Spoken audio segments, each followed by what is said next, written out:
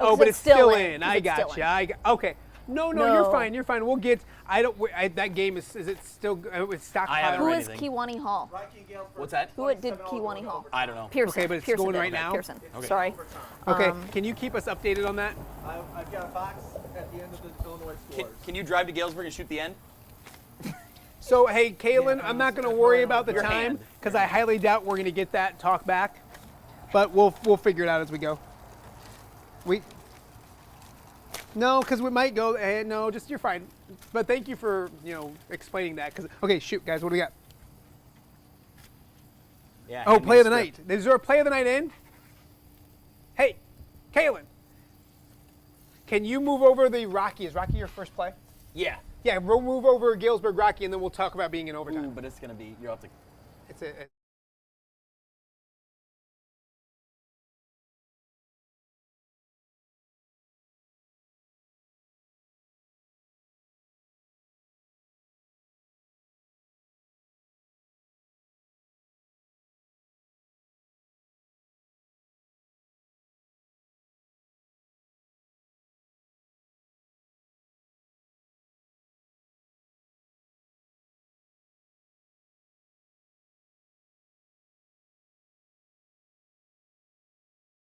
The Score Play of the Night, sponsored by Western Illinois University.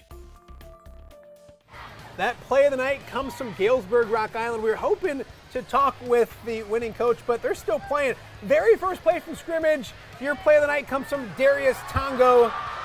Man, who shot this? This looks great. It looks beautiful. Greg, you did a good job. Touchdown for the Rocks. That made it 7-0 right now. 27-27 in overtime. We'll keep you updated on that right here on The Score. And Celia, I'm not going to lie to you, it smells really good. I mean, listen, I'm a good cook, so it's only. Do you have any idea what you're doing? No, but as long as they are edible and cooked through, that's all that I care about. We got chili from Matt Mitchell just in case. Yeah, so you can put some chili on over it, and we'll be fine. Well, let's get to a big game in the LTC, Greg. That's right. Head down the road from Galesburg to Knoxville. Their offense has been impressive all year long. It didn't take long to see it tonight. First play from scrimmage for the Blue Bullets. Kellen McClay, huge touchdown. Quickly, 7-0 Knoxville. A&W on the flip side would get the first down. Darius Dickerson fighting for yards, moving into the red zone. Later in the drive, A&W quarterback Dylan Horry. He's right here. I may or may not have been faked out on that play, but he gets in on the QB keeper. It's 8-7 Titans. Knoxville answers their second play from scrimmage. This time, Peyton Hankins. Look at that blocking. No one's going to stop him. There's a touchdown. Let's hit the final score on this one. The Blue Bullets move to 6-0, 54-26 winner over Anawan Weathersfield. Let's head down to Princeville as Mercer County took on the Princes. 6-0 Princeville, but Mercer County gets to work. David Meese with the long run and a first down. Later in the drive, it's Meese finishing what he started as he goes in from 2 yards out. That would tie things up at 6 early on. Mercer County goes for 2, and they would get it. Matthew Lucas on that 2-point conversion would cash it in coming up here in just a second, I promise. That would make it 8-6. Mercer County was down 6-0. They scored 32 straight. They win this one by, help me with the math, 26. Sure. We didn't do math for a reason. It is hot in Spring Valley as the Hall Red Devils and Kiwani Boilers meet up. And Hall came to play against unbeaten Kiwani. Dominic Guarini muscles his way to 17 yards on fourth down to get it to the 11. A few plays later, the Devils punch it in as Mac Ricich barrels in from the 6, 7-0 Hall out in front. Back come the Boilers, though, in the second quarter. And when there's a will, there is a way. You see what we did there? Will Bruno to Brady Clark for the TD. Soon after, the Boilers move in front as Keontis Patterson gets good blocking and darts 45 yards to the end zone. It is a battle, but the Boilers after that, huge win over Princeton. They hang on 24-22. Your brats are burning. Oh no. Hey, let's head down and check in on Princeton and Newman going head to head in this one. Second half, it's 21-0 Tigers. Arthur Burden, Bennett Williams, and friends gobble up the ball carrier right there. Tigers adding to their lead later in the third. Tegan Davis with the sweet touch 26-yard scoring strike to Bennett Sarins. That made it 27-0. Later in the quarter, Tigers finish another drive. This time, Logan Glancy sweeps right and crosses the line. The 8-yard touchdown run. Princeton moves to 5-1. How about a bounce back? Check this final out. 41-0. Wow. They knock off Newman. Red hot Erie Provincetown looking for their 4th win in a row, hosting Riverdale up 14-0 in the second quarter. Colby Franks keeps, and he dodges the defense so well, Oh. my camera couldn't There he keep is. up, but he skirts to the outside. Big gain on the play and an Erie Provincetown first down. Then it is Franks once again rolling out, and he goes over the top to Mason Misfelt, one of his favorite targets. He goes down inside the 10. And they cap off this drive with a touchdown. It is Franks keeping and muscling his way into the end zone. And normally I wouldn't show an extra point, but I'm gonna make an exception right here because they set up for the kick, but keep and punch it into the end zone for the 2-point conversion. 22-0 at that point. Let's check out a final score in this game. 42-6 the final. We are now joined by head coach Jesse Abbott of the Erie Provincetown Panthers. Coach, thank you so much for staying up late with us. You have won 4 in a row. What is working so well for this team? They just the guys started to click about week 3 against Rockridge and started to believe in themselves. And we're pretty balanced against Rockridge, and then we've been able to start running the ball pretty well these last 3 games. And I think as each win piles up, the confidence grows, and we just got to try to keep going. Coach, what is a Friday night after a victory like? You've had a lot of them now, 4 in a row. Is there? What does your staff do? What do you guys do to relax besides wait around and talk to us? Is there a favorite thing to eat, or how do you celebrate a victory like this? We each our staff's kind of spread out, where we live, being in the co-op, and we kind of live in different directions. So the staff kind of goes their way. And, a lot of nights I'm just with some friends and, just relaxing a little bit and trying not to think too much about football until tomorrow when we can throw film up on and start working on the next week's opponent. Coach Celia's grilling. If you want to come into town, she can have. I don't know if it's good or not, but you can always come and try some. Greg, go ahead. Hey, Coach, Absolutely. You got a lot of names that were back from that roster last year. Talk about what's been clicking, and as that confidence builds, what do you focus on moving forward, to wrap this year up and keep things rolling?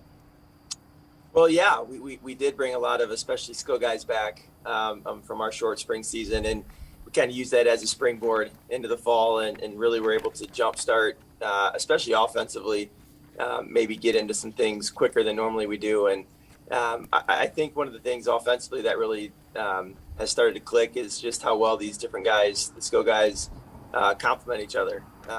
There's 3, 4, or 5 different guys that can, get their hands on the ball and make something happen. And, we've got a pretty athletic line. They've got some good size on that side. And really the last 2 weeks, our defense has put us in great positions.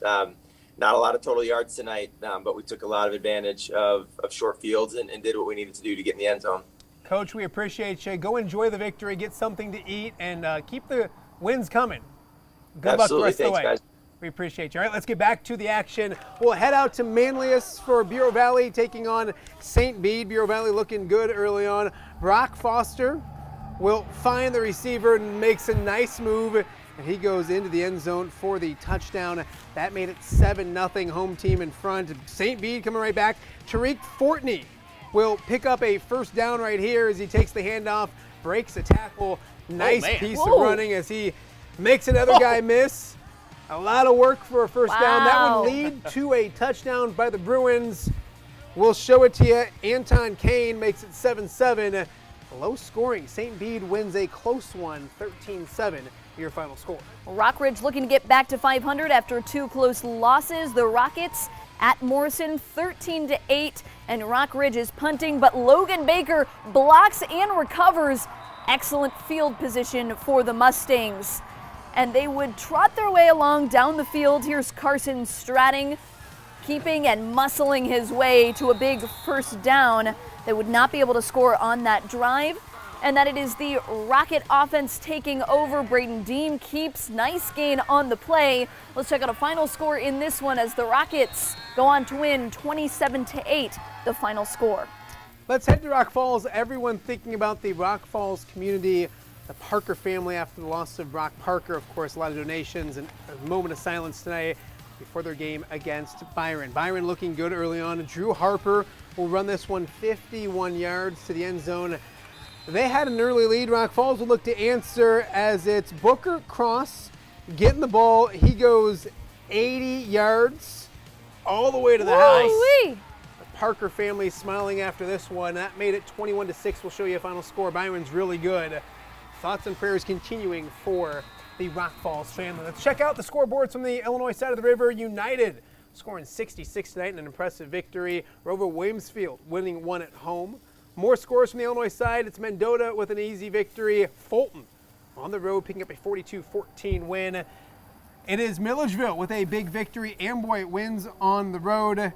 And Rock Island knocks off Galesburg in overtime. A great high school football game. Rocky now 3-1 after a 33-30 victory in overtime. We've reached halftime. We're going to figure out if Celia's doing okay on the grill. They're burnt. They One of them's sketchy. Yeah, we'll be right back on The Score.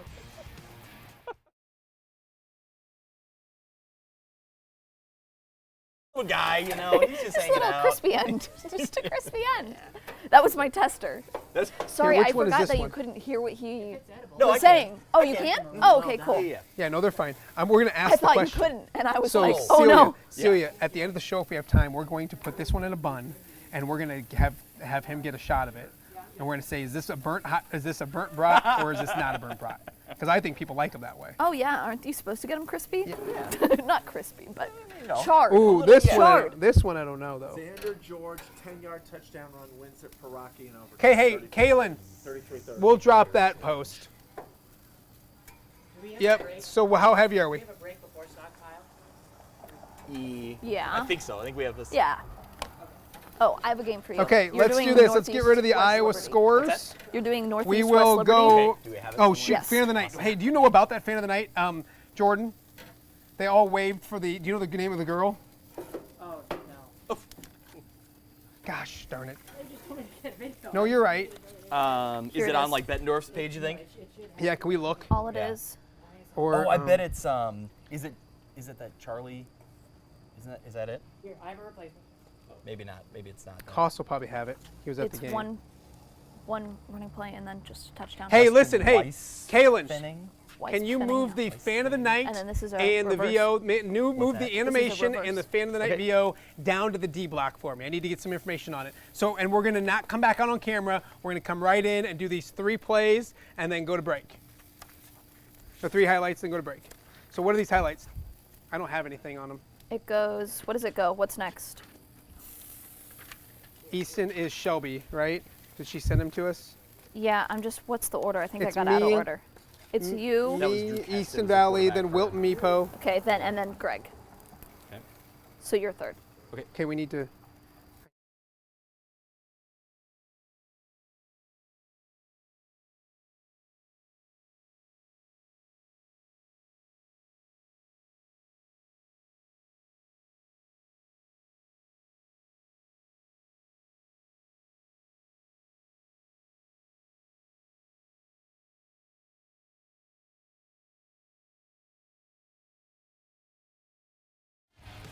Let's get back to the action. Easton Valley on the road at Cal Wheatland. And I'm going to read this verbatim from what Shelby Kluver wrote. First quarter, Cal Wheat lobs it sideways. Love that. Tosses it over to Colt Vanderheiden for the first down. A few plays later, still first quarter, Warriors trying to get something going, but Easton Valley's Dylan Dyson comes up with the sack. That's well written. 19:15 left in the first quarter. Easton Valley's Connor Groover with the long lob over to Brig Borman. 6.5 to go in the first quarter. River Valley's Charlie Simpson gets the toss, stays in bounds, and brings it all the way down to the end zone for the first touchdown of the night. Well done, Shelby. Well done, Easton Valley. They score 73. Wow. 73 points to nothing. Great matchup in Minneapolis. The Bulldogs hosting 4-1 Wilton. End of the first quarter, 7-0 Meepo. Anthony Isley taking the direct snap and running it 5 and a hops for a few more. Nice one.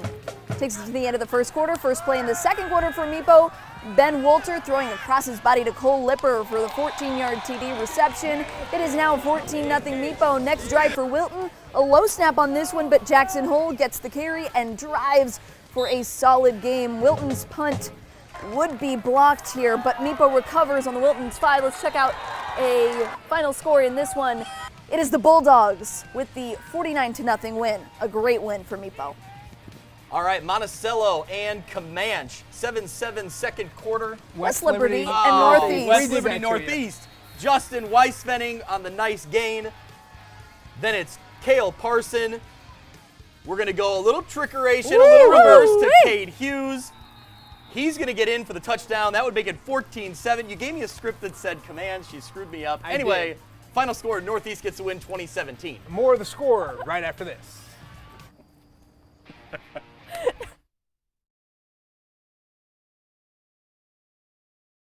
Thought the game wasn't in there because I saw that. So how much too. total And I time was do we have to like, come back? We got to figure there's this out, no guys. What do we have next? Stockpile. So don't what's we? that girl's? What's the girl's? Charlie, what do you know? I don't know. I Here, think let's it was, just was search it a high Beckendorf. school girl or a younger? Do you have Meg McLaughlin's cell number? No, I don't. Was it a younger girl or She's the homecoming Well, queen. okay, let's look. Let's look at Meg's. She usually tweets stuff like that. Let's see. No. Okay, cool. I'm trying to figure it out. Bettendorf Wave. I'm just gonna search that and see. Here's Bettendorf homecoming court. No, that's 2015 though. Latest. No. It's my Bettendorf homecoming queen. My finite skills aren't there. Thank you. Wait, hold on. Let me. There we go. Thank you. You don't have Meg's number. No, I don't. Stockpile mic check. Testing 1 2 1 2 test. God, these are birds. Yes. What's Yeah. her name? Yeah, Erpelding. that's it. Yeah. Erpelding. Charlie Yeah. Erpelding, Erpelding. and she's the homecoming queen. I'll right? write it. Charlie, or is it a boy or girl? Female. It's a girl. Okay, got it. I know that.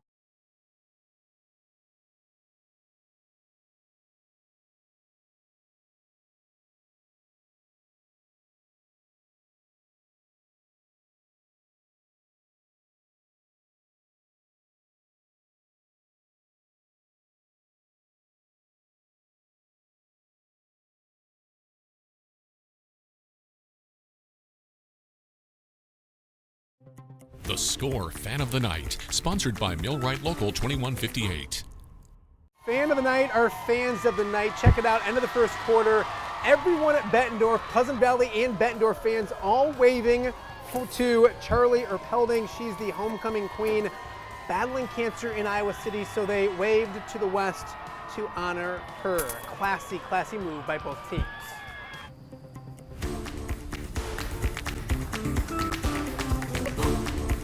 Brian Stacking's here. Go. Do I know who you are? Yeah.